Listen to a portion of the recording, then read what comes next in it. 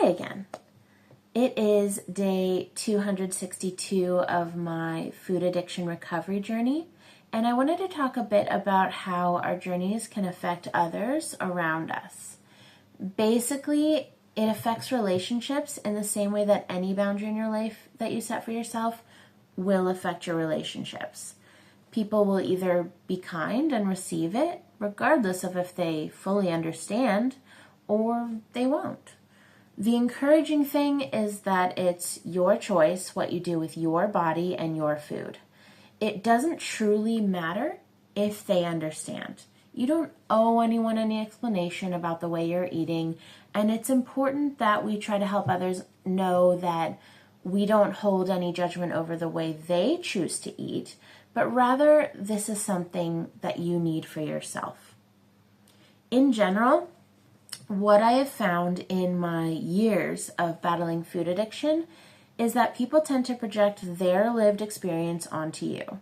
They make assumptions and they try to push your boundaries because in their life, they are able to eat in moderation. So they just assume sometimes that what you're doing for yourself is unnecessary and you could eat also in moderation if you wanted to. In the past, I have been guilty of people pleasing.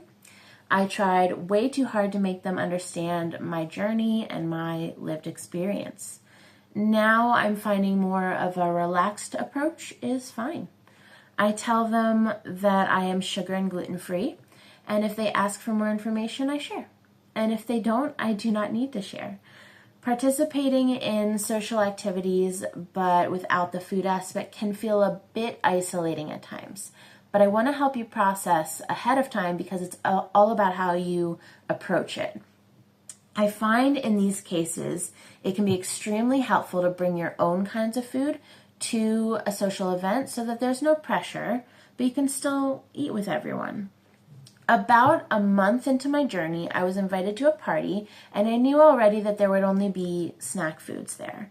So I decided to take it upon myself to invest in a large veggie platter, and I brought it to the party. It was not only a helpful contribution, it guaranteed me something small to munch on in the face of other foods that I knew I didn't want. I was pleasantly surprised to see that most people at the party actually wanted the veggie platter more than the junk foods. So in my family, food had a tendency to be a sticking point for some of us, especially when I was a kid. I was a very picky eater, by the way, and my grandmother, who was a gourmet chef, was very emotionally invested in whether or not you liked her food, ate her food, all of it, and specifically if you told her how great it was. It's interesting, but food can be kind of a love language for a lot of people from various cultures. It's how they show they care. It's how they set up a kind of order in their household, especially for mothers and grandmothers. And it's kind of how they express themselves. Not partaking in something they made can make it feel like you're rejecting them rather than the food. So it's important to make sure that they understand this is something you need. I do tend to use the alcoholic comparison so they can grasp that if they offer me sugar or flour, it's the same detriment as a glass of wine in the face of a lifelong dependence issue with alcohol. Most people with food addiction have known it for a very long time, but didn't actually know what the solution was. I tried so hard yesterday to find a picture that I took back in 2006 for my food addiction battle during the years that I was not winning it. I had set up a picture with me posing with all my favorite binge foods, and I was looking sadly into the distance. I had printed it. I had put it on my refrigerator as a reminder to fight the good fight. However, I was failing dismally all those years until I found my current path of sugar abstinence.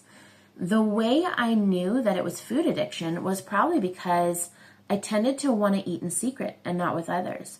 I didn't want anyone to judge me for what I was putting in my mouth, and deep down, I knew that the way I was using food was not normal or healthy. I remember one time ordering a whole pizza and eating it by myself in my closet alone. I didn't want to share. I didn't want anyone to see me, and I didn't want to have to explain. But I will never forget the lessons that I learned in my years of trying and failing to keep a diet. That memory is one of the things that keeps me grounded in my current journey. Remembering and knowing how many times I tried to get out, to break free, and I couldn't, and I didn't know why. Anyways, I couldn't find that photo to share with you all, but I do just want to say that until I was 28, I was actually very thin. My food addiction only manifested on my body visibly in my 30s. So I want to share more a bit about that, because we really can't make blanket judgments on others based on what we see. There's so much more going on than what we can see. So in my college years, I tried to go to 2 Overeaters Anonymous meetings. I thought, who knows, maybe it'll help me. I was about 140 pounds at the time, and so I looked healthy. I walked into that meeting, and an obese woman looked me up and down and said, "You don't have a food problem." At that point, I was frustrated. I really wished that there was an easier way to help people grasp the things that I had been through and the way I looked at life. The things that were difficult for my soul in my life, they just couldn't see that. But the truth is, it really doesn't matter what anyone else thinks. It only matters that you take good care of yourself and honor your boundaries, and that you don't hurt anyone else in the process intentionally. Unfortunately, I did lose one relationship in this journey, but the way I see it is that this person was likely never truly my friend if this is the way they reacted to my boundaries.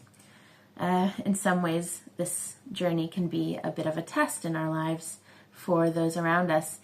I was about 2 months into my journey, and I had made a point to tell my neighbor at least 10 times what I was doing and what I wasn't going to eat anymore.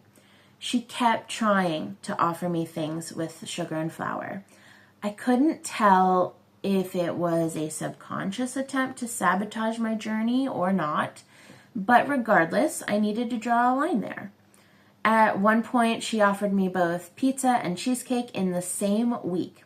I finally decided to speak up for myself, and I told her, "You can't offer me those things." I set it as a strict rule, and I made it clear that it was not negotiable. I explained that you can't offer a bit of wine to an alcoholic because it could derail them and ruin their success. And I told her she has to treat this the same way. She decided to take it personally, and she hasn't spoken to me in 7 months. But the truth is, if someone is not able or willing to accept the boundaries that you set for you to protect yourself, they don't deserve to be in your life. They don't deserve your time and energy, your effort, your grace. Those things are reserved for people in your life who are trying and who want the best for you. So I hope you're in a good place mentally, and that you're either preparing your boundaries now or that you have already chosen them and are implementing them. No one else can take care of you the way that you can take care of you. Have a wonderful week, and I will see you next time. Bye.